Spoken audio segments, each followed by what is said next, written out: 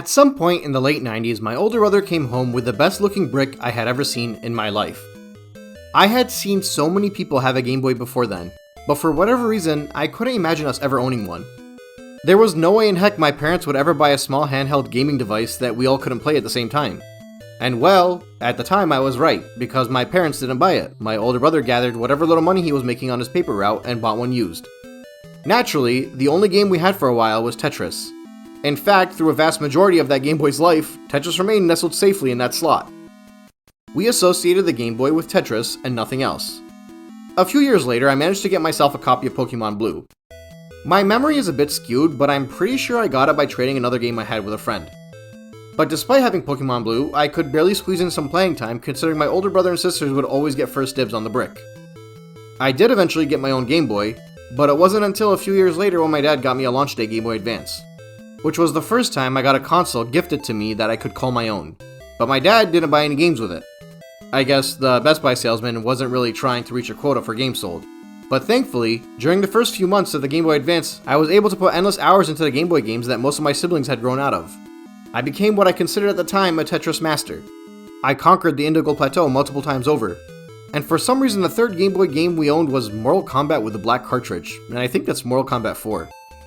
For the longest time, those were the only original Game Boy games that I had actually experienced, with the exception of Pokemon Red and Yellow because my friends and I would frequently swap between the 3 Gen 1 Pokemon games to get different experiences.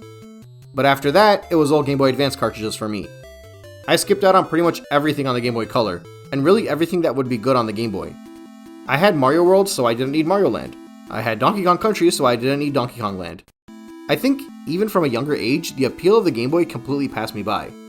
It wasn't a console meant for adventure. It was a way to pass time with quick little games that would be more at home with an old Nokia cell phone. And I gotta admit, up until very recently, I still felt that was the case. For me, 16-bit is my retro gaming threshold. Anything before that is a relic. An outdated, unenjoyable experience, meant to waste your time with virtually unbeatable challenges that return you to the title screen or waste your time with pointless chores like backtracking and farming.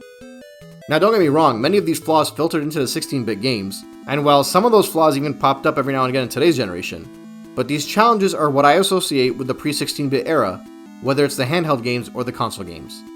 I'm here today to state that I might be wrong about that. I think my experience with 8-bit happened before my thumbs and brain could sync up properly when I'm playing games. And whenever I revisited any of these libraries over the years, I didn't really give them a fair shot. I mean, sure, there are a few exceptions. Over the years, I've played the Mario Land and Wario Land Game Boy games, gave Kirby's Dream Land a quick 45-minute completion time, and wow, I think that might actually be it. Outside of Pokemon and Tetris, those might be the only games I played, and even then it was just like a quick one-time run-through. This is worse than I thought. And now that I'm thinking about it, my NES experience might be relatively similar, with probably just the Mario games being able to draw me in. And even then, I prefer the 16-bit remakes. Anyway, to try and steer things back into relevancy, I think the Mega Man series has opened up my eyes a bit. While the first 2, and maybe even 3 games on the NES still feel dated to me, everything from 4 and onwards feel like it could walk the line with the 16-bit games. And that's likely because they were released in the 90s, so they could have easily ended up on the SNES instead of the NES, but still. They're NES games that I enjoyed way more than I ever expected I would. And they were actually a really good gateway to getting into Metroid on the NES, because when I played that, rather than feel like Samus was clunky and her movement didn't respond properly, and that she couldn't crouch and kill an enemy at knee height, I was simply overjoyed by the fact that she could aim upwards, something the Blue Bomber couldn't do. I was able to enjoy Metroid on the NES, which I doubt I'd have been able to do for more than 10 to 15 minutes if not for Mega Man easing me into it. Granted, it didn't make Metroid a good game, but it made it playable. And while the Game Boy game had a similar feel to it, the Mega Man game showed me what a fun shooter action platformer could feel like in handheld.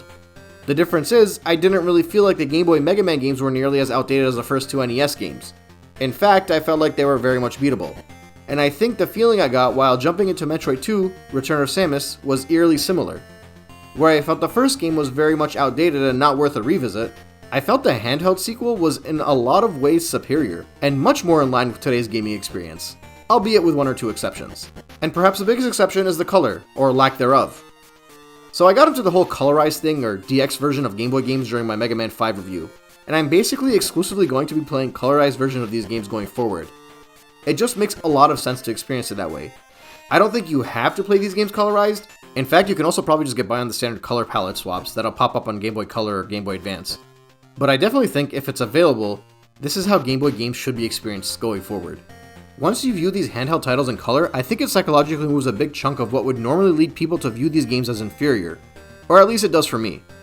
And I guess at this point, I don't even really need to say it out loud, but I genuinely enjoyed Metroid 2 more than I did the first game. After you add the color to the title, there's literally nothing that I could obviously point to and say Metroid 2 was inferior. Despite the smaller screen real estate, the game was designed with that in mind, and the larger screen sprites and level layouts were streamlined in order to fit these technical limitations. It's actually harder to get lost in Metroid 2 than in the first Metroid game. And while back in the 80s and 90s that might have seemed like a limitation because they had to seemingly shrink the experience, in today's gaming world, that is regarded as a positive because they streamlined the game's structure and allows you to focus on your objective in a much more guided path. And quite frankly, Samus looks way better on the Game Boy than she did on the NES. And it's actually impressive because even without the color, you could tell the sprites had a lot more detail and care put into them. Because again, this game was made during the 16-bit era. But I will say the NES title edges the Game Boy sequel when it comes to the music. The main theme was really good, but there were a lot of noticeable issues I found when it came to the music that I didn't feel existed in the first Metroid game. But I'll cover that more shortly. For now, I want to give you some background. With the success of Samus Aran's first mission on the planet Zebes, the defeat of the space pirates and their leader the Mother Brain, the Galactic Federation were concerned that the space pirates were trying to weaponize the parasitic Metroids, and they wanted to make sure nothing like that would happen again. They decided to completely annihilate the Metroids to make sure they won't be able to spread across the galaxy. So they invaded the planet SR-388 in an attempt to wipe the species out. And of course, similar to when they invaded the planet Zebes to fight the space pirates, they once again failed and decided to reach out to Samus Aran to complete the mission. It is now up to Samus, a lone bounty hunter, to once again enter a planet with no help or guidance and go through this bleak and dark adventure and accomplish her mission for the sake of the galaxy. In my opinion, there are two main ways someone could approach this adventure. You could either go in the intended way and just explore and make your way through the game with no guidance, or you can download some kind of minimalistic map online and take the game on that way. I think I've seen many older Metroid fans from back in the day claim they had some kind of player guide that had a map on it, and that's how they got through the game. But I will say that the nice thing about Metroid 2 as compared to Metroid 1 is that I think you could actually get through this game in full without using external materials. Or at least you can get much further than you could in the first game. So I played this game 3 different ways. I went at it completely blind the first time. It took a long time to beat, but not nearly as long as you'd think. I stubbornly wasted a lot of time because I was adamant not to use a guide, but if I wasn't trying to make this video, I'd probably have saved a good third of my playtime by quickly glancing at a guide if I got stuck somewhere, which I think is fair. The second time I played through it, I used a map that didn't really show where anything was. I think for anyone that wants to go in blind and genuinely enjoys the mystery and exploration aspect of the games, that's my pick for how you should experience the game. And on my third playthrough, I went through it with a complete map that showed where everything was in every location. And honestly, the third one was fun as heck. And I think the optimal Metroid experience is somewhere between the second and third style. The later games tend to have some kind of map and they also hint you towards the collectibles. My third playthrough allowed me to find things that I didn't even know existed in the game, and that's probably more handholding than I'd like in a Metroid game. But perhaps what I thought was most intriguing was despite having the map, in a lot of cases I still very much had to plan my own methods of how to get to those areas. This will be a bit of a reach, which I guess I do in every video, but I'll compare this to Breath of the Wild, where you might have a marker for your destination that you know where you need to get to, but it is entirely up to you to use your skills to figure out how to get to that location. Especially because Metroid 2 has some really fun ways to explore that make it much more different than the first game. As you'd expect if you played any Metroid game, you start off with a relatively weak Samus, though still a more advanced version than the previous game because she can crouch and shoot enemies. You'll quickly pick up missile tanks, energy tanks, bombs, and an ice beam. You're using these tools on hand to complete your mission, which, as I previously stated, is to wipe out the Metroid species. There's even a counter in the corner of your screen that draws a lot of attention to itself so that you can keep an eye on it. Those are your targets. You have to kill them.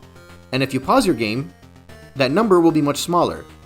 Those will be the Metroids in the specific area you're in you have to destroy to move on. Utilizing the weapons and abilities Samus has on hand, you need to explore and eventually, if you follow the gaming conventions, keep moving right, you'll run into a dead end. An area that appears to be a pool of lava or acid or some other kind of fluid you can't jump inside.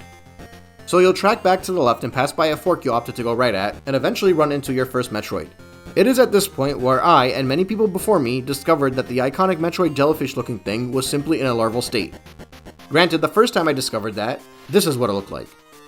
The funny thing is about my experience is that I always knew what a Metroid looked like, and I think most Nintendo gamers did. but I wonder how many people actually knew Metroids had multiple forms unless they were diehard Metroid fans.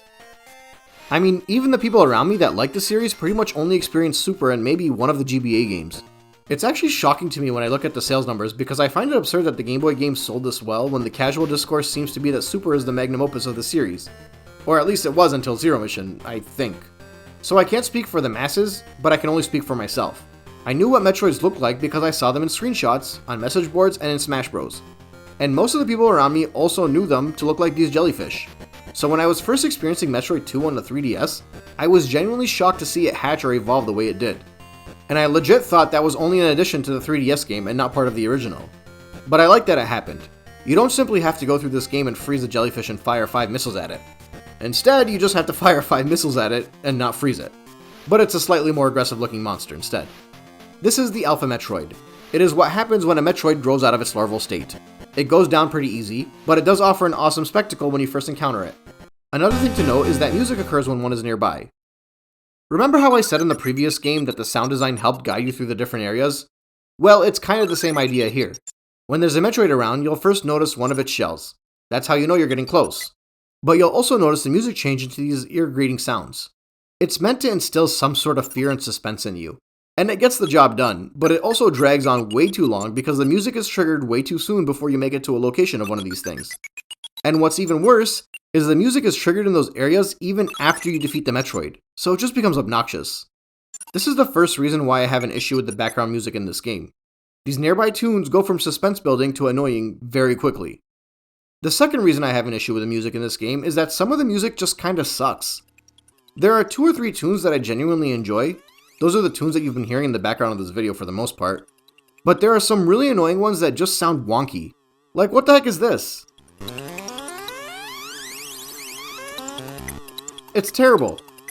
And then the third reason I can't stand the audio in this game is because as soon as your health gets too low, there is just the worst background ringing noise that only gets more obnoxious if you lose more health. This game genuinely has some amazingly high highs, but some of the worst lows when it comes to the audio department. But anyway, after you defeat the first Metroid, you'll notice the counter go down and you'll notice the screen start to shake in almost an earthquake-like fashion. There really isn't much to look around here, so you'll go all the way back to the right and you might figure out that the previous pool of acid is gone and you can move on to the next area. Honestly, you might not even notice that it's gone, and you might just keep going to the right and think that you have missed this the first time and you have no map. But the point is that you'll be able to advance to the next area. I realized 2 things about this game when I started using the map, by the way. The first thing is just how massive the game actually is. It didn't feel all that big going through it without looking at a map, and that's largely because there are tons of repeated set pieces and reused stage assets that you'd come to expect from that era. But I also didn't realize how well designed the stages were to hold your hand and guide you. And it's only when I repeated this game while looking at the map did I realize why I was able to get through all of it without getting lost as much as I thought I would, coming from the NES game. As you keep moving right along the corridor, and it's a very long corridor, you'll pass by another section of acid. Hopefully by now you'll have realized that this isn't the same acid pool that you saw earlier.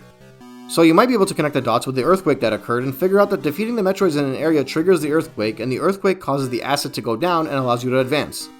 The brilliant thing is, every time you make it to a new area, you pass by the new acid pool prior to getting to all the Metroids you have to defeat. Even when you get to some of the more complex locations with your multiple acid pools, you'll notice them along your path before having to tackle the current area. So you'll know at some point when an earthquake occurs, you need to come back here. And to double down on that, in Area 3 specifically, the first acid pool has a lower Metroid kill count than the second one. Which means when you finish everything off in Area 3 and head back, you'll pass by an acid pool and keep moving beyond it to the next one. And it serves as a reminder that when the next earthquake happens, this is where you're meant to return to. This is all happening in the background while you're playing the game. Because remember, you can't see the map if you're not intentionally going out of your way to use a map to guide you. So what ends up happening is instead of wasting tons of hours circulating through the game and trying to understand why you're so lost, you'll end up losing a fraction of that time instead, because if you're lost in an area long enough, you'll eventually be able to advance in much less time than you would have in the first Metroid game. Again, I still think this is outdated by today's standards, and having a map makes the game a lot more fun. But the point I'm trying to make is I think they did an immaculate job in guiding you in this game while also finding a way to make it a giant open-ended exploration experience. In the first large area, I'll call it Area 1 because that's what the map from the fan site calls it, in addition to the Morph Ball Bomb and Ice Beam and Missile and E-Tanks that increase your capacity for those respectively, you'll also come across the Spider Ball, a crucial power-up that completely changes the way you explore the stages. You can grip onto the walls and roll around as much as you want as long as you don't take damage. It's such a unique tool, and if you're someone that loves to look around, you'll really enjoy using it to look at all the ceilings in every room you walk into in hopes that you can slip through a secret path. But it's slow. Like, really slow. So it's an absurd amount of padding, and if you screw up by being too close to your bomb when you set it off, or an enemy hits you, you'll be falling quite a bit of distance, and you'll have to make up that space. Also, it's funny because if you look at the maps, you can see just how much was reused. In almost all of the power-up rooms, you have the same hidden paths below them that the same tiles that can be bombed, but not all of them lead to any kind of secret or even reward you with anything. Heck, in the ceiling of the cave of Area 6, you can collect an E-tank and missile by blowing up the exact same tiles you could blow up in the other areas, but in those areas, it's just a long path and doesn't lead to anything. Which could be a frustrating waste of time where your exploration is not rewarded properly. Regardless, the goal is still straightforward, and you need to use this power-up to help you find all of the different Metroids until an earthquake is triggered so you can move on. And to help with that, the Spider Ball will help you find health and recharge stations sprinkled throughout the map. In the early game, they'll be a bit more in your face and only really require you to traverse the ceiling to find, but as the game goes on, they'll be more obscurely hidden. So much so that by the time you get to the end game, you might not even realize they're around you. Thankfully, they help you from having to farm nearly as much as you did in the first game. Obviously, there's also a save system now, but I gotta imagine everyone's using save states for older games by this point, so I don't even know if it's worth mentioning as an advantage. As you continue through more corridors in the game, you'll pass by more acid pools and make it to more larger areas with more power-ups and more Metroids to defeat. Some of these items are more obscurely hidden though, because they're not mandatory to beat the game. But they're so fun and helpful that I would almost recommend playing this game with a guide that specifically helps you find the items rather than using them to find the Metroids. You'll get some power-ups like the high jump boots and the spider ball, the latter of which allows you to jump while in morph ball form, which is way better than trying to time a jump with the explosion of your bombs. And as you progress further through the game, you'll get the space jump and screw attack, which will drastically speed up the time it takes to explore and backtrack if you get good enough at timing your endless jumping with the screw attack. And you'll also bump into statues that offer you Wave Beam, Spazer Beam, and Plasma Beam, and you can really get through the game with any of these three weapons, with the caveat that the ending requires the Ice Beam. So I didn't really care too much about which one was equipped, but there are multiple rooms that pick up each one of them, so you might change without planning on it as the game continues. With the 6th area having all 4 of them lined up, so at any point in time you can go back to that area and choose which one you want if you're really interested in changing. These are all very useful and very straightforward pickups, with the challenge primarily being locating them. With the only 2 real exceptions being the spring ball, since when you walk into that room you're surprised with a fight against a weird dude that I wasted all of my missiles on until I realized you're supposed to beat him with the bomb because he's not a Metroid. Apparently his name is Arachnus. He's annoying as heck, but when you defeat him you get the spring ball. The other exception is when you make it into a room that has no items. It turns out the Vario suit is behind it. But you have to bomb the tile that is bombable in every other Chozo statue room to find it lying under a bunch of spheres and use the missiles to bring it out. The Vario suit isn't a required item by any means, so it makes sense that they'd hide it to this extent, because it'll be a reward for the most curious of explorers. And it's kinda neat because when you get the Vario suit, it actually changes Samus' sprite, since there was no easier way to indicate that it was equipped in the Monochrome days.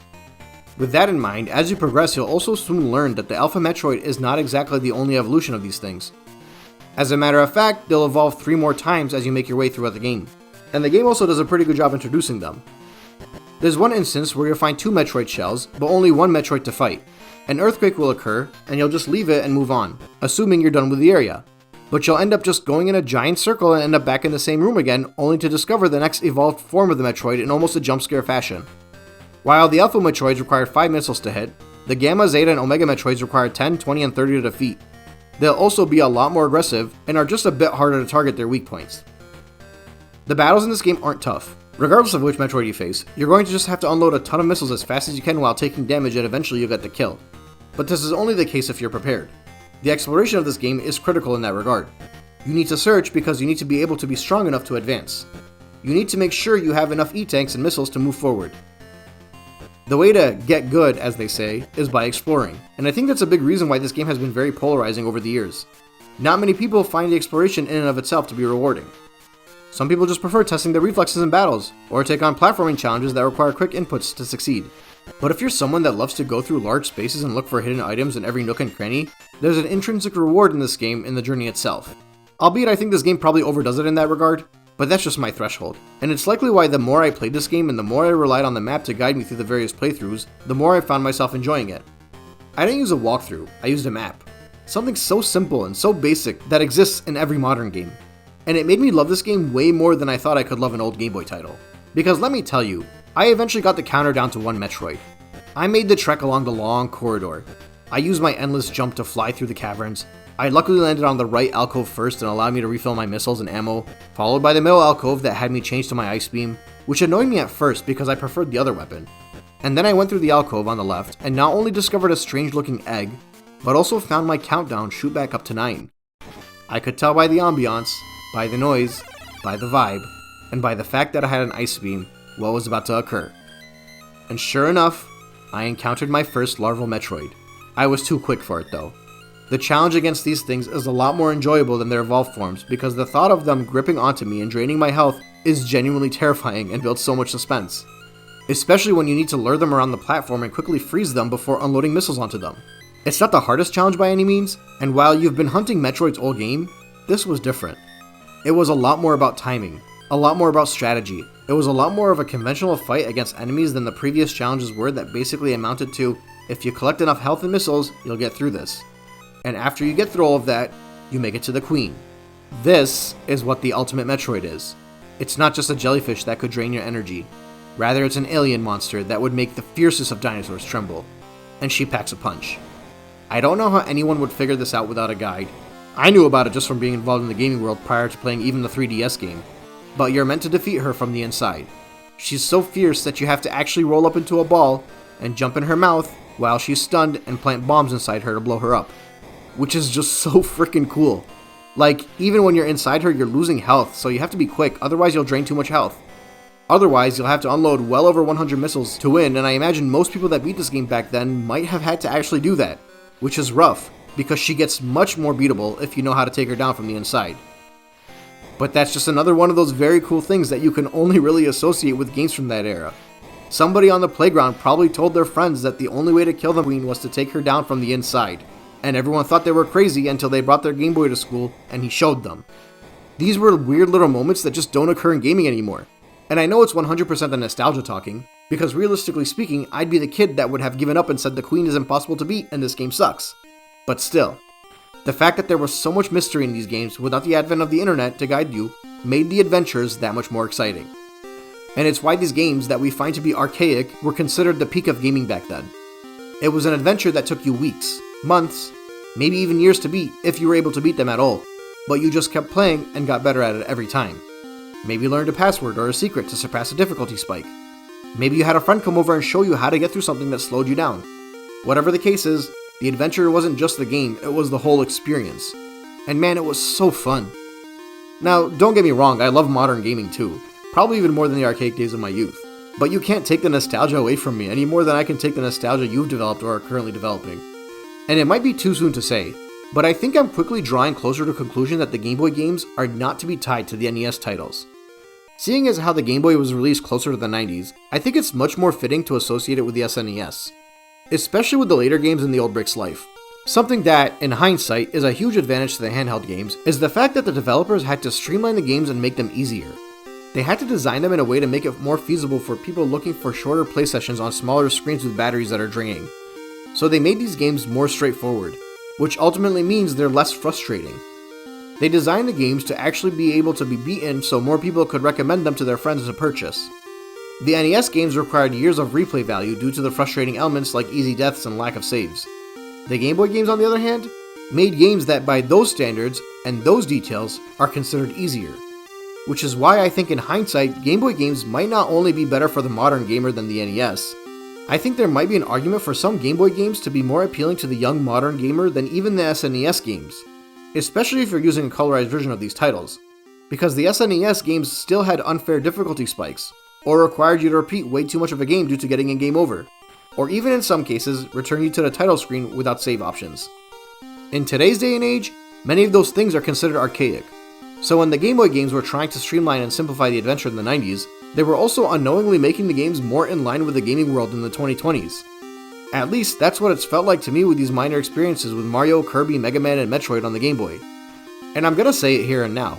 If not this year, then fairly soon, I think I'm gonna do a Game Boy series where I play through the best of the Game Boy world, because I think there's a giant library of games that deserve way more attention and respect than has been given. And even more so, I want to experience more and more fan-made DX ports, because I enjoy seeing the love and effort put into these games by their lifelong fans. But for now, Samus has defeated the Queen Metroid. You'll move on and find an egg. A baby will be born. It's kinda cute. It thinks Samus is its mother, so it'll latch onto her and help her through the cavern, destroying the indestructible blocks along the way. The tune in the background is one of victory and success and accomplishment. Our newfound hatchling is the first friend we've had all game, and having it help us through the endgame, out of the cave, and onto our ship, is probably the best reward a game that threw you in the dark void with no allies and nobody to communicate with can provide. The last Metroid is in captivity. The galaxy is at peace. As always, thanks for watching. Dean, out.